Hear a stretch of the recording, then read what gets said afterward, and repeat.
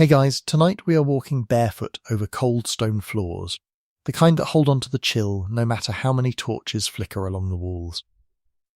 You can almost smell damp parchment and old coins rubbed smooth by anxious fingers. Somewhere nearby a bell tolls, not for prayer, but for payment. Because tonight you're standing in the Middle Ages, watching something that was never meant to last quietly sink its roots deep into your future. You probably won't survive this, at least not your modern comfort with the idea of temporary fees. So, before you get comfortable, take a moment to like the video and subscribe, but only if you genuinely enjoy what I do here. And while you're settling in, drop a comment with your location and local time. It's always strangely comforting to know where in the world you're listening from while history hums along in the dark. Now, dim the lights, maybe turn on a fan for that soft background hum, and let's ease into tonight's journey together. You're living in a medieval town, and the word temporary is being spoken with great confidence by men in fine robes. There's a war on, or a crusade, or a rebellious noble who needs reminding of his place. The king's treasury is thin, because it's always thin, and so a tax is announced. Just for now, they say. Just until the emergency passes. You nod. Because what else can you do? The alternative involves soldiers and very personal conversations with sharp objects. One of the most famous examples unfolds in England. You hear whispers of a tax on movable goods, then later something even more personal, a tax on you, simply for existing. The poll tax. It's introduced as a short-term solution to fund military campaigns in the late 14th century. Mainstream history agrees on this much. It helps spark the peasants' revolt of 1381, when people decide they're done paying for temporary problems that never seem to end. What's less often emphasised is the pattern being set. The idea that the state can reach directly into your life, count you, price you and demand payment, well, that never really goes away. You stand in line, listening to grumbling that sounds suspiciously modern. Someone mutters that once a tax exists, it develops survival instincts. And they're not wrong. Medieval rulers learned something crucial. If you frame a tax as an emergency measure, people will tolerate it, at least at first. Historians still argue whether medieval populations were more politically aware than we give them credit for, or simply trapped in systems with no real exit. Slide south into France, and you feel it again. The tail, originally a feudal duty paid by peasants during wartime, morphs over centuries into a regular royal tax. It's meant to fund defence. Temporarily. But by the time you blink, admittedly a long medieval blink, it's a permanent feature of life. You don't pay it once and forget. You grow up with it. Your children inherit it like a family heirloom no one wants. Here's a quirky tidbit to chew on as you drift deeper into this world. Some medieval tax collectors were paid by keeping a percentage of what they collected. Shockingly, this did not encourage fairness. You can imagine the enthusiasm. Suddenly, temporary taxes become very attractive careers. There are records of collectors inventing creative interpretations of what counted as taxable property. That chicken? Obviously taxable. That extra room? A luxury. That slightly nicer cloak? Congratulations, you're rich now. You notice how language softens the blow. These aren't taxes. They're aids, subsidies, contributions. It's medieval rebranding, long before marketing degrees existed. And it works often enough that rulers keep doing it. A tax introduced to ransom a captured king sticks around after he's safely home, eating grapes and pretending none of this is awkward. You shuffle forward, coins clinking, and it dawns on you that these systems require infrastructure. Clerks, records, assessments. Once built, those systems don't like being dismantled. It's expensive to stop taxing people once you've invested so much in figuring out how. Historians still argue whether medieval states became powerful because they taxed efficiently, or taxed efficiently because they were becoming powerful. Either way, you're stuck in the middle, holding a purse that feels lighter every year. There's a sleepy irony here. Many of these taxes were justified as protecting you. Funding walls, armies, order, and sometimes, yes, they did. But they also normalised the idea that the state's financial needs were ongoing, permanent, and non-negotiable. The emergency never fully ends, it just changes names. One year it's a war, another it's a succession crisis. Then it's inflation of the medieval sort, meaning someone miscounted grain again. You might laugh softly when you realise how familiar this feels. Temporary surcharges on modern bills, emergency measures that quietly renew themselves. Remember that crocodile dung sunscreen we'll talk about later? This is like that, but for your wallet, unpleasant, improvised, and strangely enduring. As the night deepens, you notice resistance brewing in small ways. Evasion. Underreporting. Hiding goods. Medieval people weren't passive. They learnt the dance. You tell the collector your cow is sick. Again. You swear your land yielded less this year. Again. It becomes a quiet game of mutual suspicion that lasts centuries. The bell tolls once more, and you step away from the square, understanding something fundamental. These taxes were supposed to vanish when the crisis passed. But crises are convenient, and so the temporary becomes tradition, then law, then background noise. By the time anyone remembers a world without it, the idea feels almost childish. You walk on, the sound of coins fading behind you, already sensing that this pattern, this medieval habit of never quite letting go, is going to follow you into courts, churches, borders, and even bedtime rituals. For now, though, you let the thought drift, slow and heavy, like a purse sinking into water. You keep moving forward, the echo of coins still ringing faintly in your ears, and now the stone beneath your feet changes. It's smoother here, worn down not by boots but by nervous pacing. You've wandered into a medieval courtroom, or what passes for one. There's no grand plan behind it, no constitutional blueprint pinned to the wall. This space exists because someone, somewhere, needed disputes settled quickly, and improvisation felt good enough at the time. At first, these courts are meant to be temporary solutions. The king is travelling, disputes are piling up, and justice, like bread, can't wait too long without going stale. So officials are appointed to hear cases for now, just until things calm down, just until the monarch returns.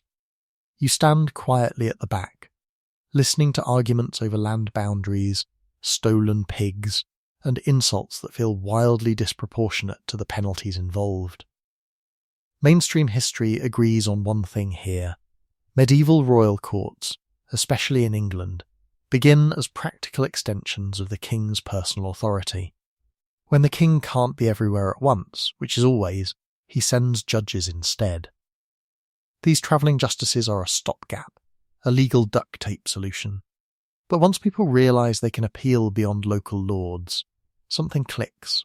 Justice becomes centralised. And centralised things rarely decentralise again. You notice the rhythm. A complaint is heard, a fine is issued. A precedent is quietly set. No one announces it, but a habit forms. People begin to expect consistency. That expectation is dangerous, in a sleepy, long-term way, because it demands structure. So records are kept. Clerks sharpen quills. Decisions are copied, referenced, remembered. What was meant to be temporary problem-solving hardens into common law. There's a cosy irony here. These courts are born from convenience, not philosophy. Nobody sat down and said, let's invent a legal tradition that will dominate centuries. They said, This is getting out of hand. We need someone to handle this mess. Historians still argue whether common law evolved intentionally or simply accreted like dust in an unused room. Either way, once it's there, you're sneezing forever. A quirky tidbit drifts past you like courtroom gossip. In some early medieval courts, animals could be put on trial. Pigs, rats, even insects were formally accused and, on occasion, sentenced. This wasn't meant as satire. It was law trying to stretch itself around a world it barely understood. And yet, the structure of those trials, the procedures, the language, the authority, felt serious enough to keep. Temporary courtroom logic proved surprisingly sticky. As you listen, you realise something unsettling. These courts aren't just settling disputes, they're redefining power. Local customs begin to lose weight. The king's law, delivered by appointed judges, starts to override village traditions. It's efficient. It's uniform. And it's supposed to be provisional. But people like predictability, even when it's uncomfortable. Especially when it's uncomfortable. You shift your weight as another case is called. The judge speaks in formal tones, invoking earlier decisions as justification. Precedent. That word hums softly, like a lullaby for bureaucrats. Once precedent exists, removing it feels reckless. What if chaos returns? What if people start disagreeing loudly again? Better to keep the system. Just in case. In France, you sense a parallel path unfolding. Royal courts expand under the Capetian kings, initially to strengthen control over feudal lords who are getting a bit too independent. The idea is simple. Offer royal justice as a superior option. People can choose it, they say. Voluntary. And for a while, it is. But once royal courts prove more powerful, local courts wither. Choice becomes habit. Habit becomes default. There's a soft, sleepy joke tucked in here somewhere. Medieval rulers accidentally invent modern legal anxiety. You now worry not just about being right, but about being right according to the correct court, procedure, and precedent. Congratulations, you've unlocked paperwork. Historians still argue whether medieval legal systems brought genuine fairness or simply replaced one kind of arbitrariness with another. From where you're standing, it feels like both. A peasant might escape a cruel lord by appealing to royal justice. Another might find himself crushed by a system too distant to care. The key thing is this: the system remains. Long after the original need fades, the courts keep convening. You notice how language ossifies. Phrases repeat verbatim across decades. Legal Latin lingers like an uninvited guest who refuses to leave the party. Even when no one fully understands it anymore, it feels dangerous to remove. What if the magic breaks? So the words stay, the forms stay, the temporary scaffolding becomes the building itself. Your eyes grow heavy as cases blur together. Theft, inheritance, debt, always debt. You realise these courts generate revenue too, through fines and fees. That gives them another reason to survive. Justice, it turns out, is self-funding if you structure it just right. Another medieval lesson learned and never forgotten. There's a moment where you imagine someone, centuries later, still citing a decision made by candlelight in a drafty hall like this one. And that's not imagination, it's reality. Legal continuity stretches forward, unbroken, connecting your quiet presence here to courtrooms filled with fluorescent lights and ergonomic chairs. You step back out into the night, the murmur of legal argument fading behind you. What began as a temporary fix, just a way to keep order while the king was busy, has become a permanent framework for how disputes are settled, how authority is justified, how power speaks calmly while holding a very large stick. As you walk on, the pattern feels familiar now. Emergency, solution, habit, permanence. You don't fight it, you let it pass over you like a heavy cloak, warm despite its weight. Somewhere ahead, You can almost smell smoke and herbs, and hear the whispered fear of sickness creeping closer. But for now, you carry the knowledge that even justice, once improvised, never quite packs up and leaves. You don't notice the smell at first. It creeps in slowly, a mix of smoke, vinegar, sweat, and something sour you can't quite place. The streets narrow, windows shutter themselves, and red-painted symbols appear on doors like sleepy warning signs. You've wandered into a medieval town during a health crisis, and everyone keeps saying the same reassuring phrase, "This is only for a little while." Plague has arrived, or at least the fear of it has, which in the Middle Ages often does the heavy lifting all on its own. People are dying fast enough to panic rulers into action. So temporary rules are announced. Emergency measures. Just until the sickness passes. You're told where you can go, when you can leave, and who you're allowed to touch. It feels unfamiliar until it doesn't. Mainstream history agrees that organised quarantine practices take recognisable form during the late medieval plague outbreaks, especially in port cities like Venice. Ships are held offshore for 40 days. 40. Quaranta. That's where the word quarantine comes from. It's not based on precise medical knowledge, more a mix of observation, religious symbolism, and hopeful math.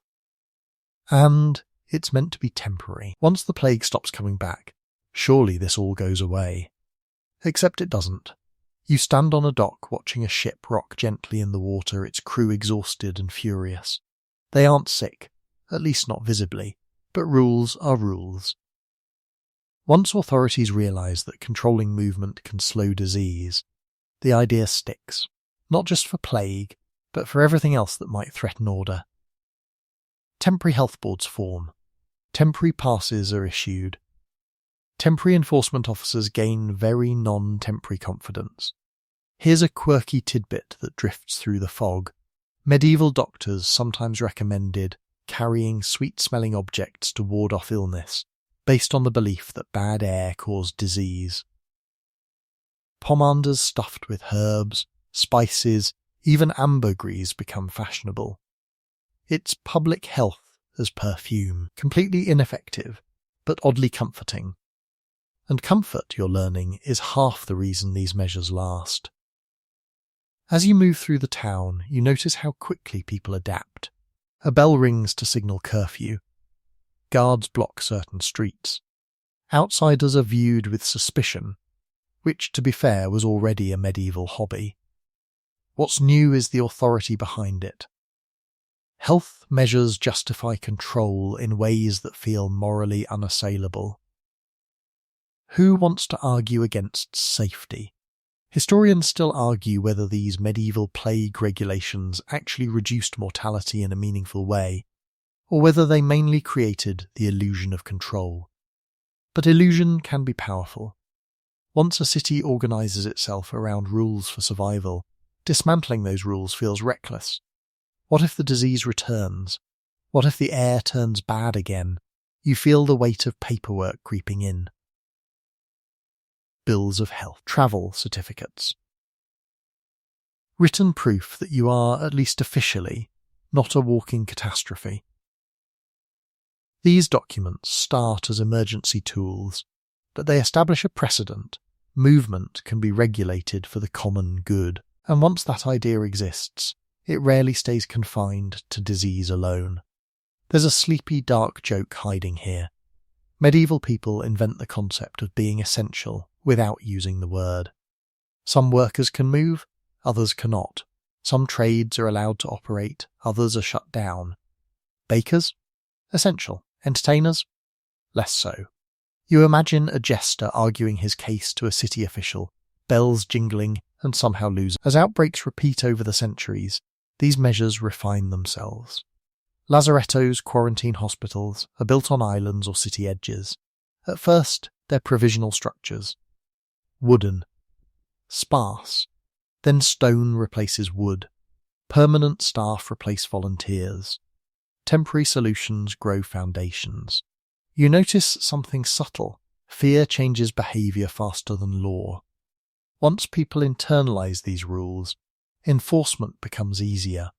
Neighbours report neighbours. Doors stay closed even when officials aren't watching. The system hums quietly, self-sustaining. The emergency never quite ends, because the memory of it lingers. And then, almost without noticing, plague recedes. Death slows, markets reopen, bells ring for weddings instead of funerals. But the rules don't vanish. Health boards remain, now overseeing sanitation, markets and water supplies. Quarantine becomes a tool pulled out whenever something feels off. A new disease, a rumour, a traveller from the wrong place. Historians still argue whether medieval public health laid the groundwork for modern state authority over bodies and movement, or whether that authority would have developed anyway.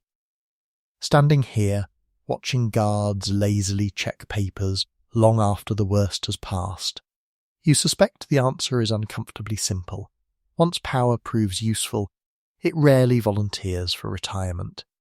You rub your arms, partly from the cold, partly from the realization that these measures feel eerily familiar. Temporary travel restrictions. Emergency health orders. Special rules for special times. You've seen this movie before, just with better lighting and fewer rats. There's another sensory layer here, easy to miss. Silence. Streets empty earlier than they used to.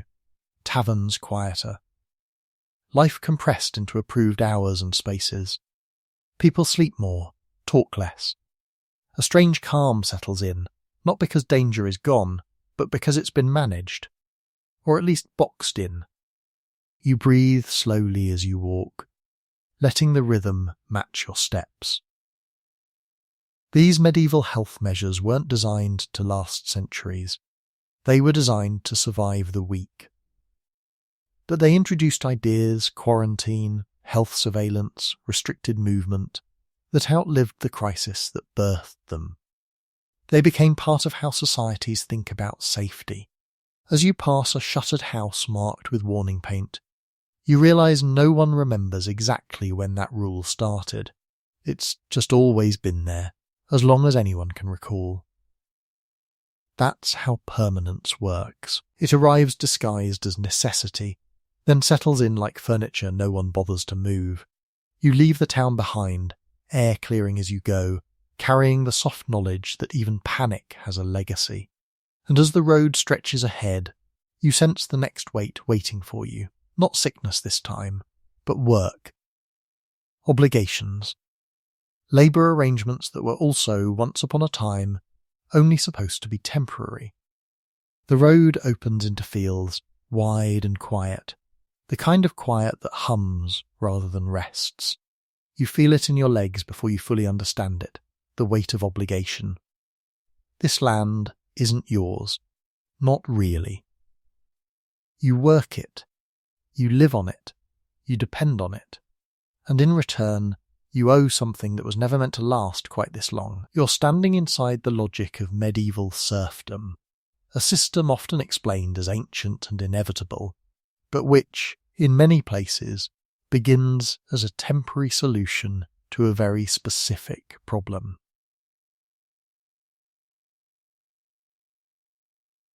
Labour shortages.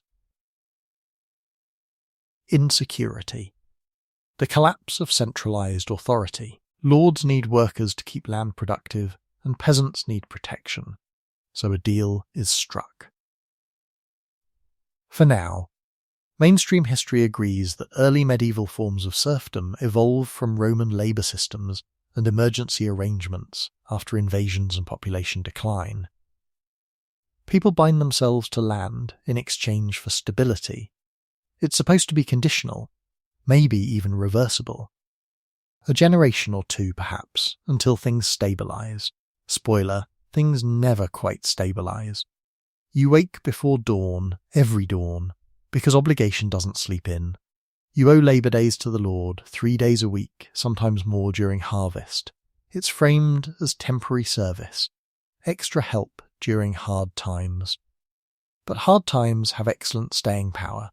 Each year, the expectation renews itself without discussion. Here's a quirky tidbit that drifts through the morning mist. In some regions, serfs were technically allowed to buy their freedom, but the price was set just high enough to be nearly impossible. It's medieval capitalism at its sleepiest. Freedom is available if you can afford not to need it. As you work, you notice how language traps you gently. You're not enslaved, they say. You're bound. The word sounds softer, almost comforting, like a promise rather than a chain. And because it's not supposed to be permanent, it doesn't feel urgent to dismantle. Tomorrow, maybe. Next generation, surely. Historians still argue whether serfdom was primarily exploitative or mutually beneficial in its early stages. From inside the system, it feels like both. You have land to farm, protection from raiders, a place in the social order. But you also can't leave without permission. Your children inherit your status. Temporary arrangements have a habit of becoming hereditary. You pause to stretch your back, and it cracks loudly enough to make you wince. That sound echoes through centuries. Serfdom reshapes how people think about work itself. Labour becomes something owed, not chosen. Time is no longer yours. It belongs to the land, and through the land to someone else. There's a darkly gentle joke here. Medieval lords invent unpaid internships, except they last your entire life and come with fewer networking opportunities. You smile faintly, because humour is one of the few things not taxed or tallied. Yet, as population slowly recovers after plagues and wars, you might expect serfdom to loosen. In some places it does. In others it tightens. Lords, facing rising wages elsewhere, double down on obligations. What was once justified by scarcity is now enforced by tradition. This is how it's always been, they say, even when that always only stretches back a few anxious decades. You notice the paperwork again, records of who owes what. Rolls listing labour days, fines, permissions. Once written down, obligations gain a strange solidity. It's harder to erase ink than memory. Temporary labour arrangements become legal facts. There's a moment when you hear about distant uprisings, peasants refusing to work, demanding wages.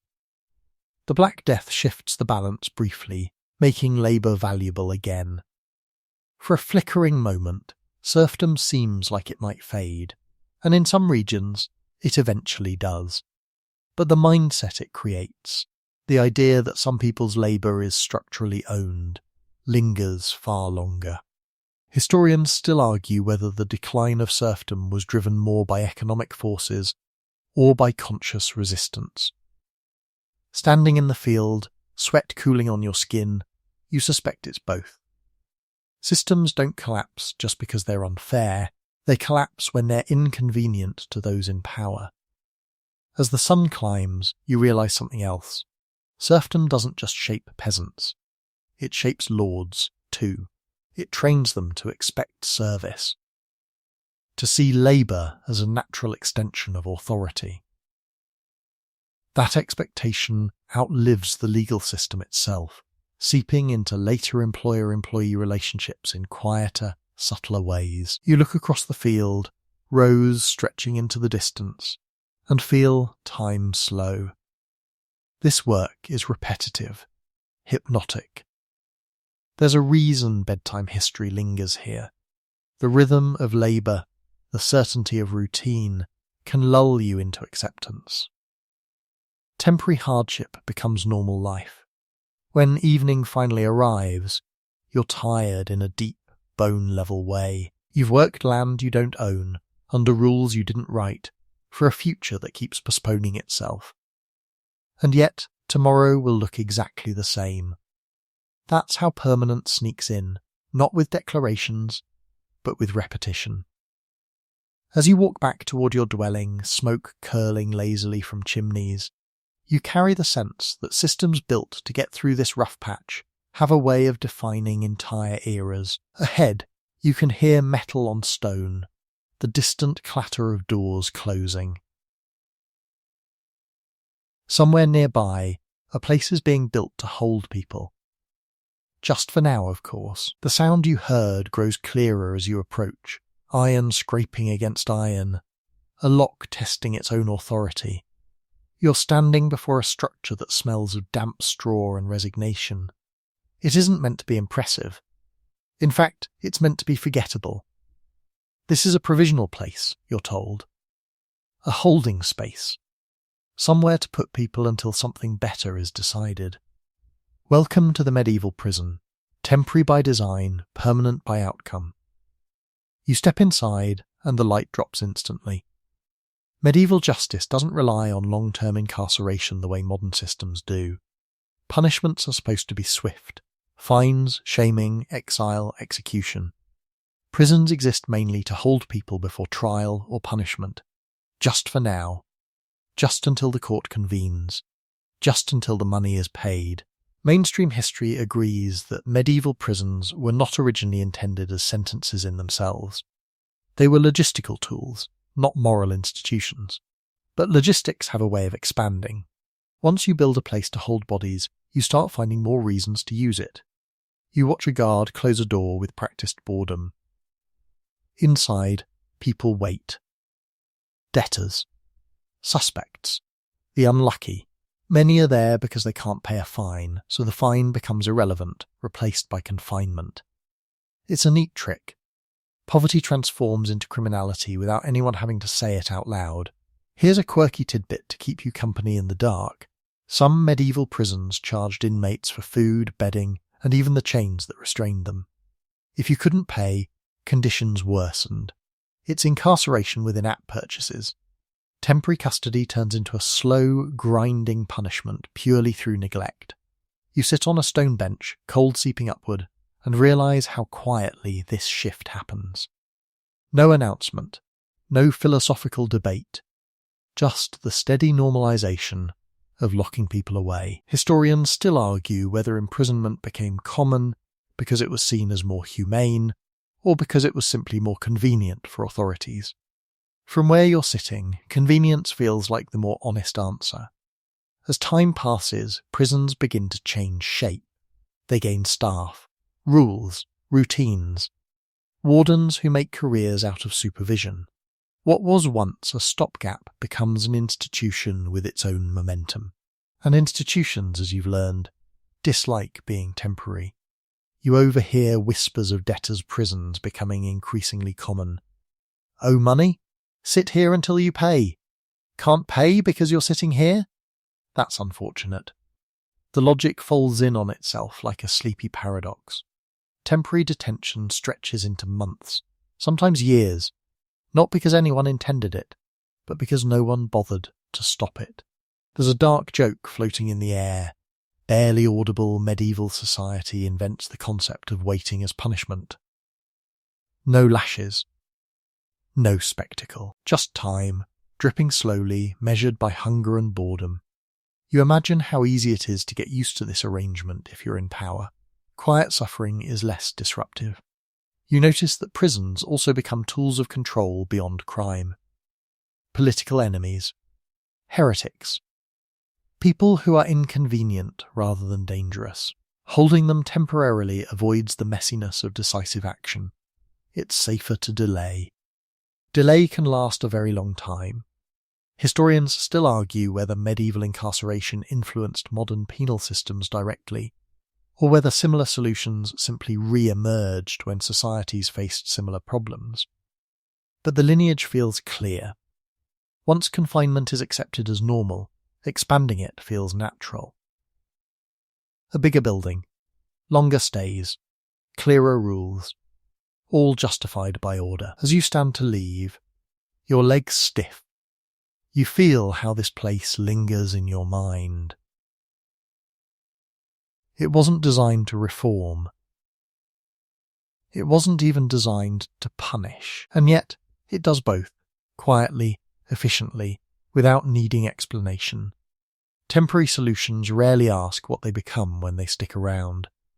You step back outside, blinking at the light, and hear the lock click shut behind you.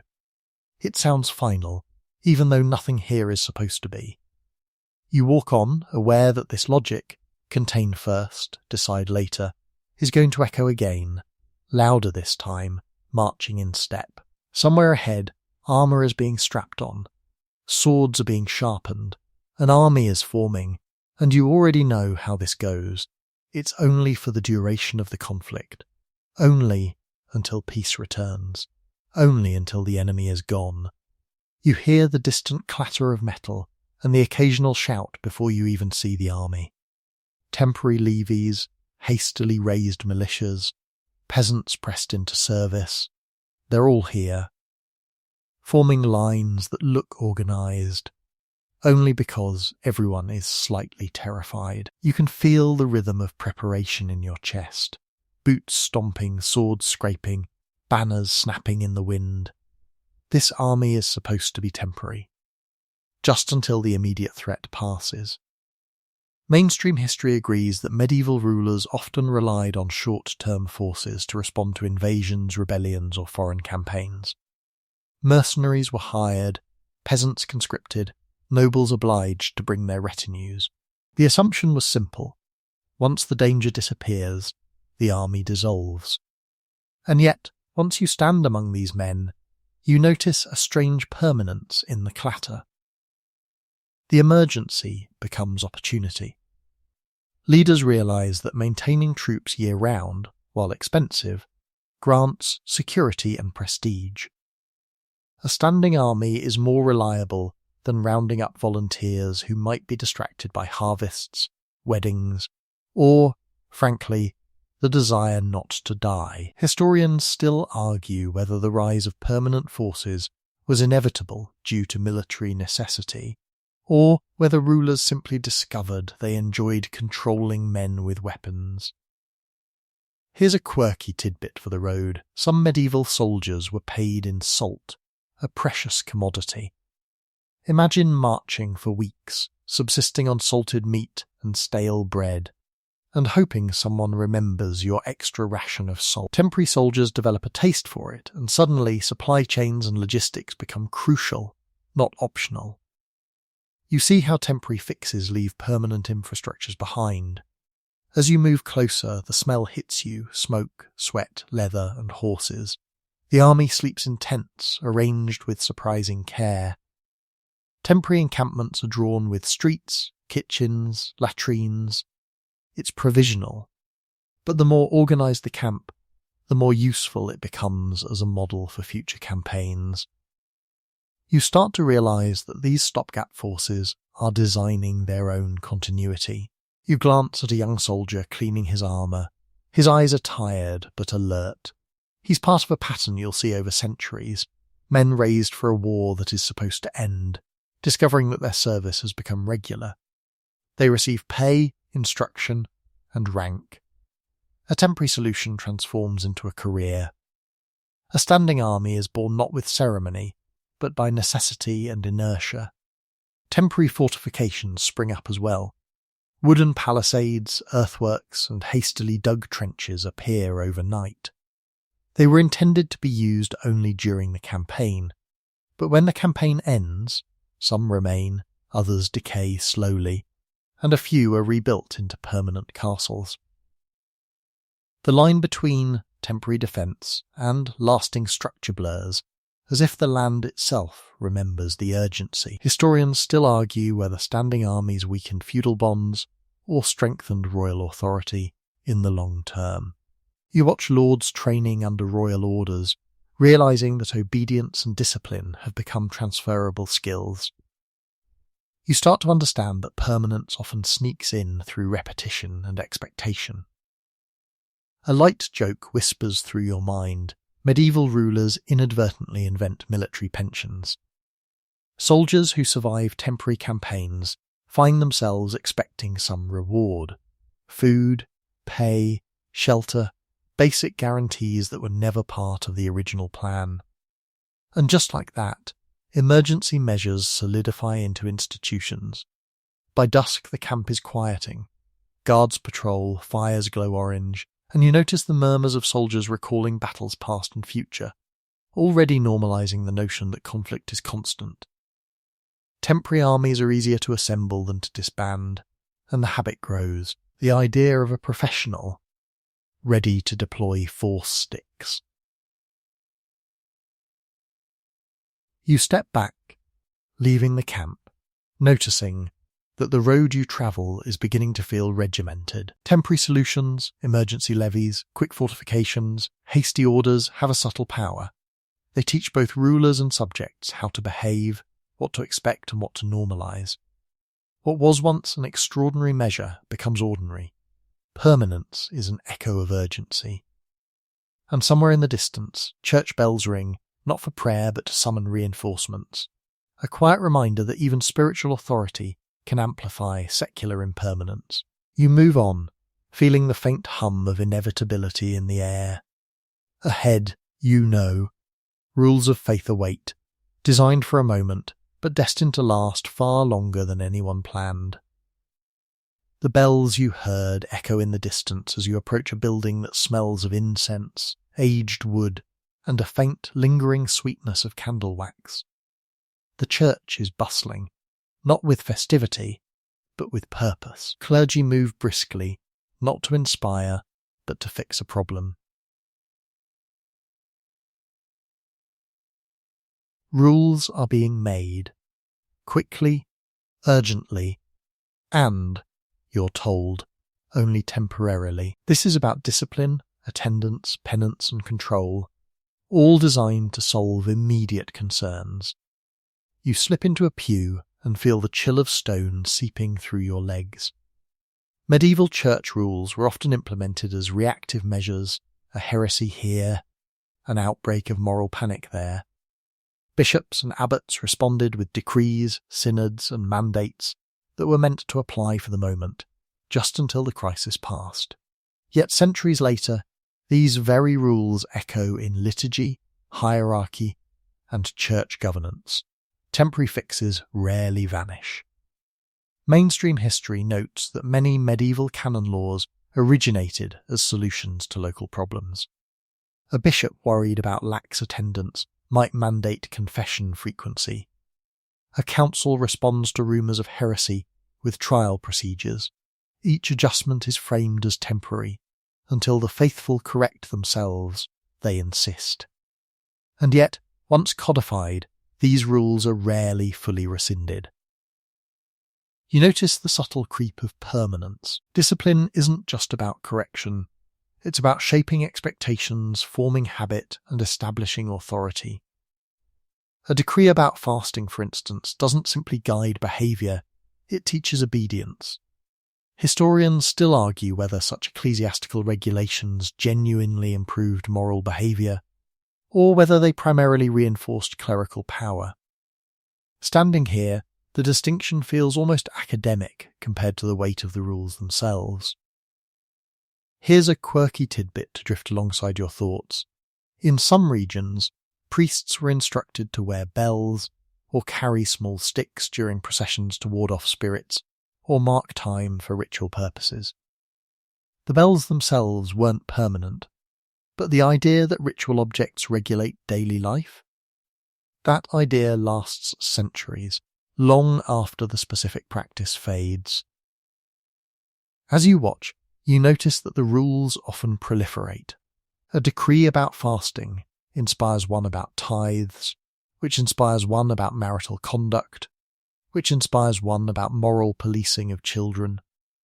One emergency measure multiplies into a framework that touches every corner of life. The temporary becomes foundational. Clerics and lay people alike begin to internalise it. By the time you notice, you're following rules you didn't know existed. You realise this pattern is pervasive. Consider indulgences, initially a response to particular funding needs, spiritual crises, or urgent church projects.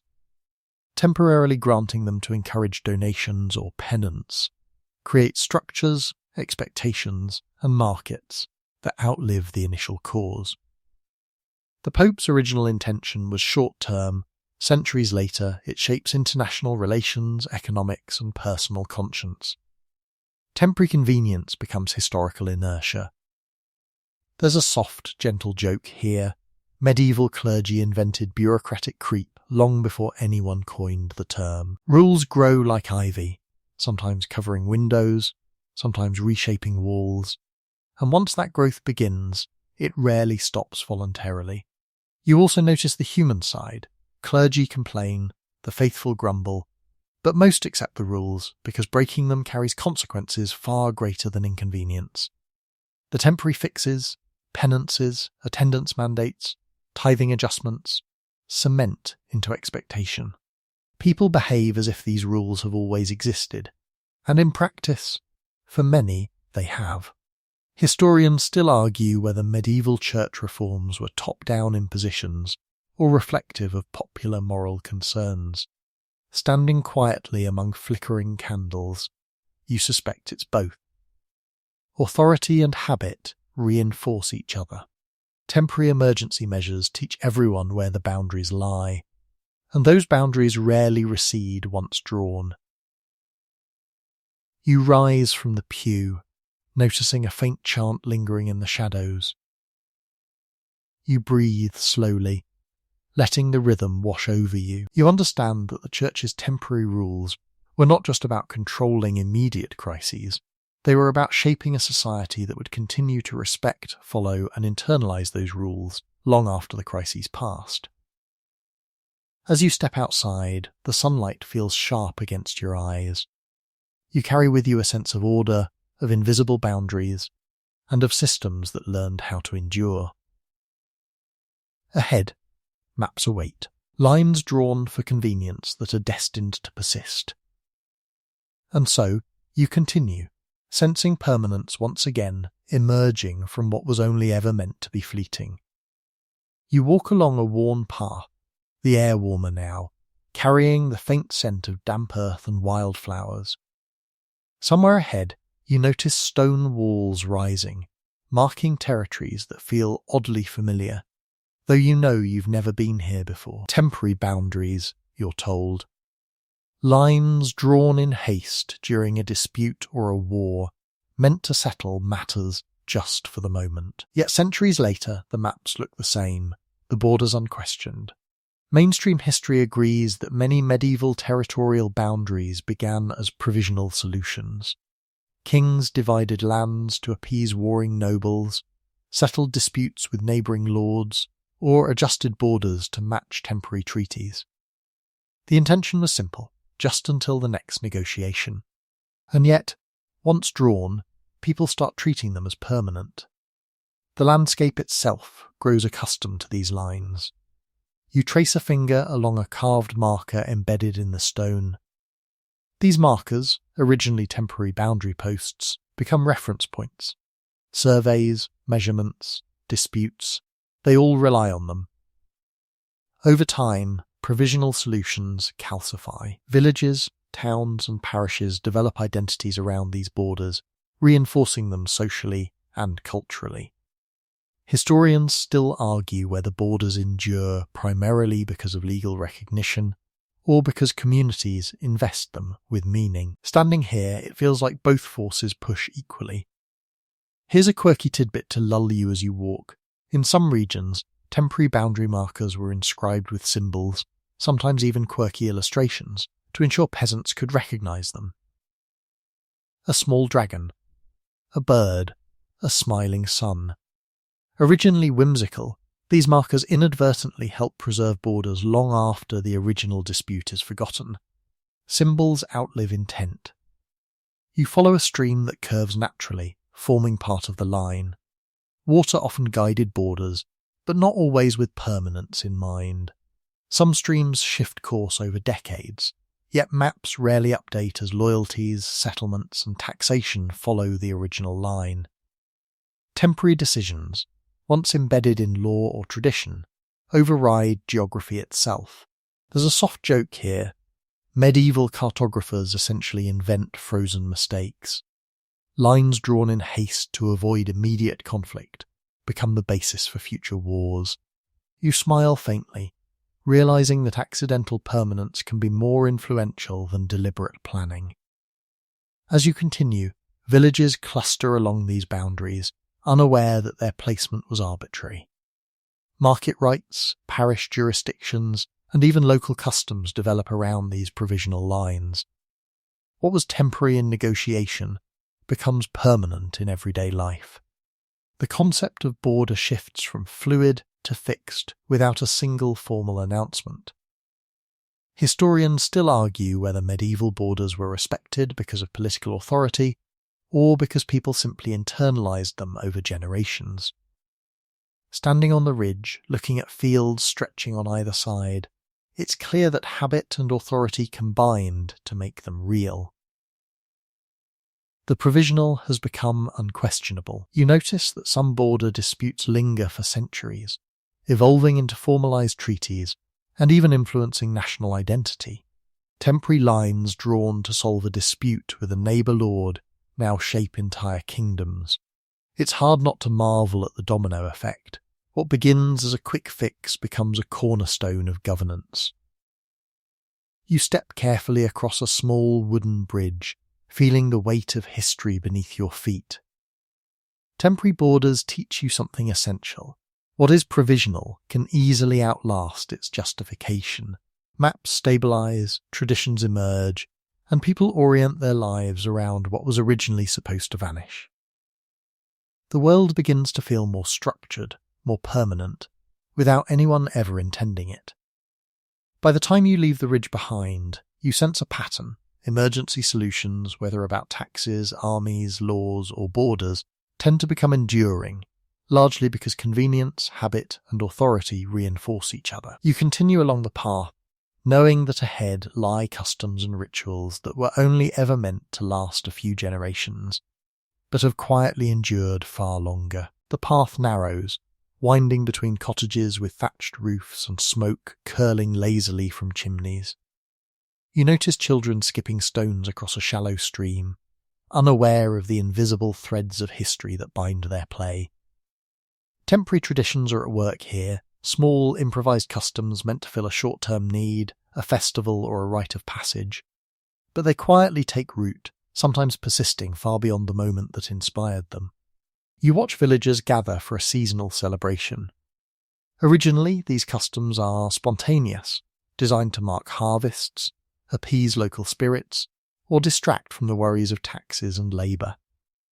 The organisers never imagine their dances, songs, and rituals will still be performed generations later, long after the original intent has faded into legend.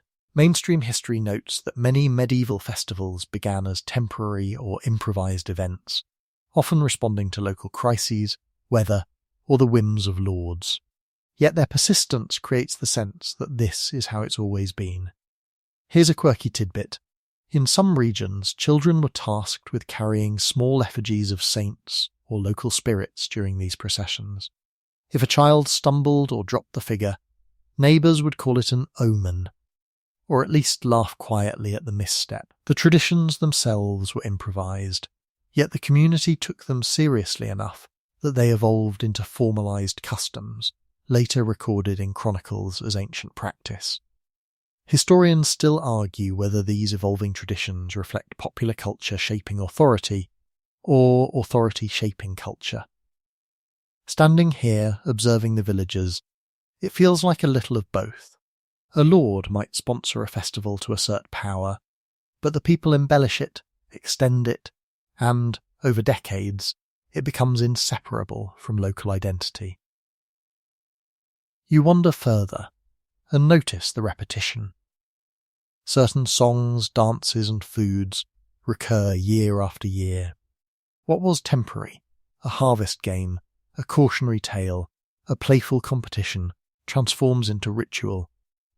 Children grow up performing them, inheriting expectations they never questioned. One improvisation becomes 10, then 100, until the festival seems timeless.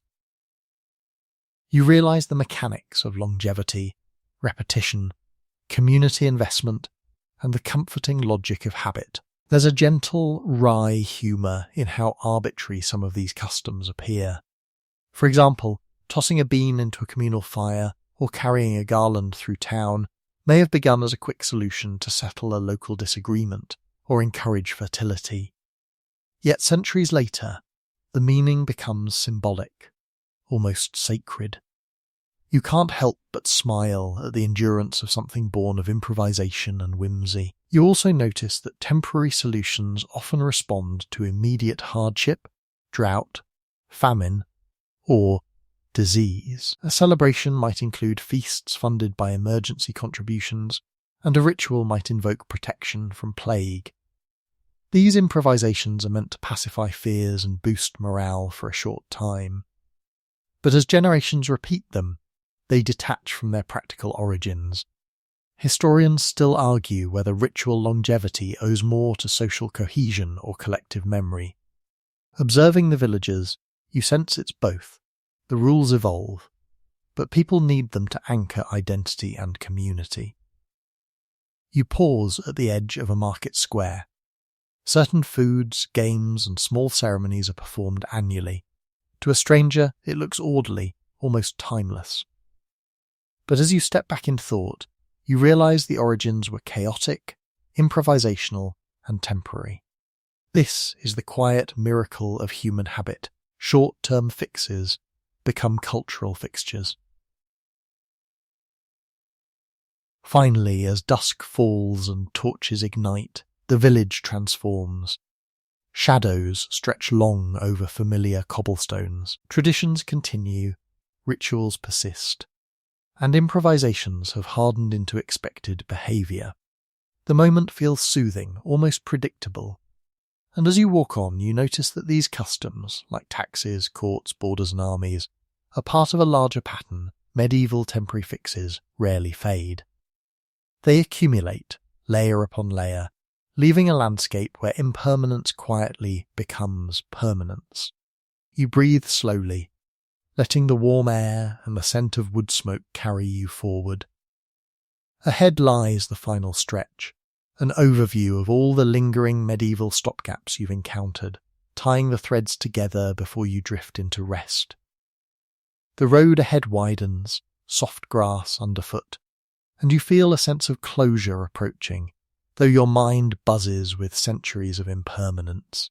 You take a deep breath, inhaling the faint aroma of wildflowers, wood smoke, and stone, warmed by the afternoon sun. You're carrying the echoes of taxes, courts, plague measures, serfdom, prisons, armies, church rules and borders, all now swirling together like a slow, steady current. And ahead lies the culmination, how all these medieval fixes, temporary by design, still ripple through your modern life.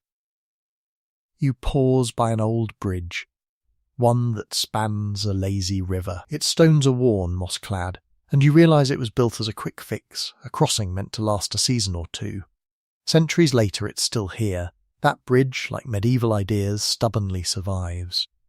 You step lightly onto it, listening to the water murmur below. Stopgap solutions, emergency levies, ad hoc courts, provisional hospitals have a habit of embedding themselves into society's infrastructure, invisible yet influential, shaping behaviours long after their immediate purpose is forgotten. Mainstream history notes that this pattern of provisional measures becoming permanent is not unique to one area or institution. The cumulative effect of centuries of temporary fixes created layered social, legal, and administrative structures. Standing here, you can almost feel them, the rhythm of habit, the weight of precedent, the gravity of normalised authority. Each layer reinforces the next. By the time the original crisis has passed, the society itself has adjusted, internalised, and moved forward as if the measures were meant to endure. A quirky tidbit drifts into your mind. Some medieval towns maintained emergency gates and watchtowers long after the wars they were built for ended.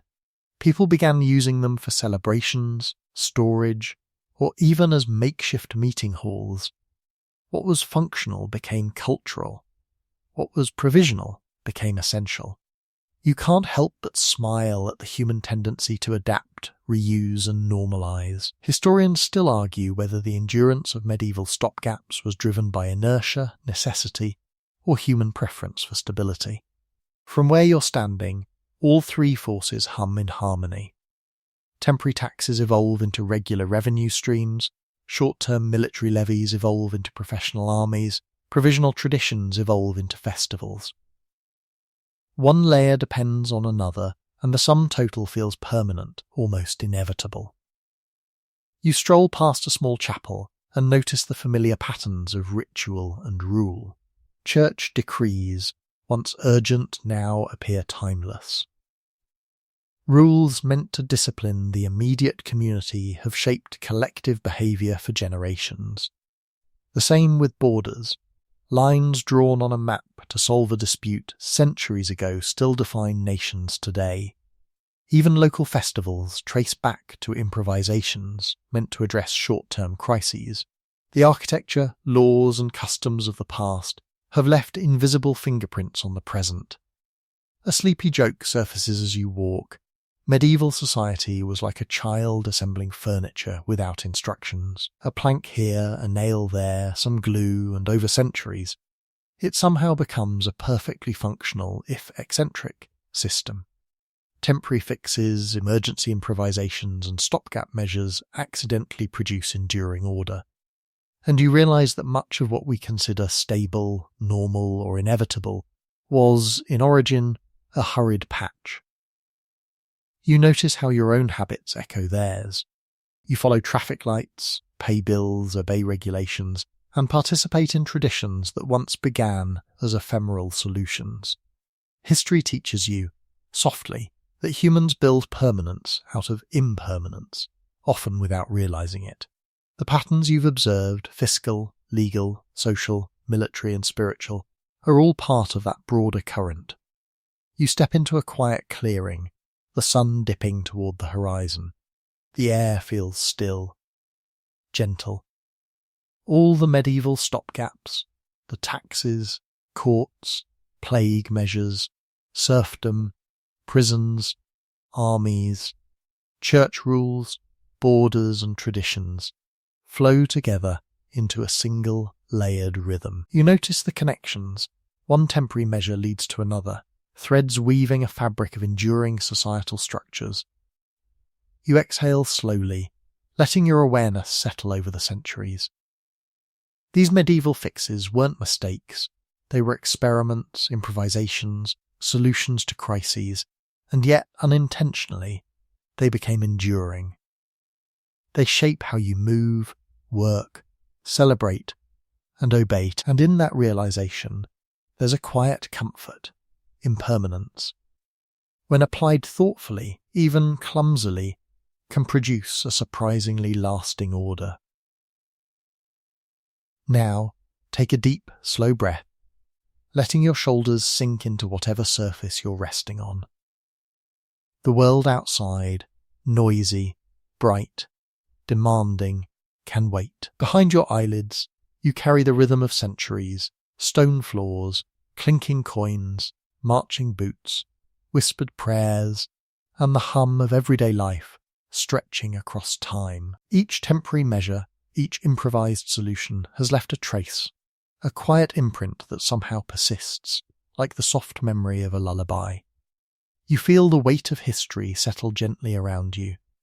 Medieval taxes, provisional courts, short-term labour obligations, fleeting health edicts, temporary prisons, hastily raised armies, church decrees, boundary lines and spontaneous festivals, they all begin to blur together.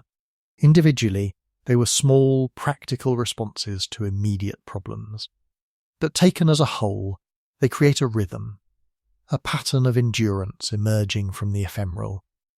It's comforting, in a subtle way, to realise that much of what shapes life is born of necessity and human improvisation. Imagine the night settling over villages, towns and cities long ago, the soft glow of torches against stone, the hushed murmurs of people completing their daily tasks, the gentle clang of distant bells marking time. Systems intended only to last a season gradually become habitual, their presence unnoticed yet persistent. They teach patience, resilience, and the strange, quiet ways that human society evolves. Now, let your breathing slow further. Picture yourself walking through the medieval streets one last time, feeling the cobblestones underfoot and the cool air on your skin. Sense the invisible threads of continuity, the habits, rules and customs that outlasted their creators. They are not burdens nor mistakes. They are the architecture of human endurance, built from improvisation, necessity, and a touch of stubbornness.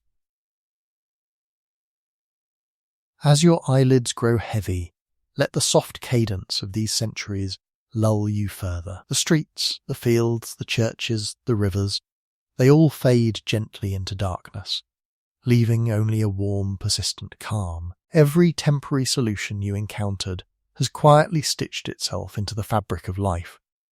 And in this, there is a subtle reassurance. Even fleeting things can leave lasting, meaningful traces. Relax. Sink deeper into your bed or chair.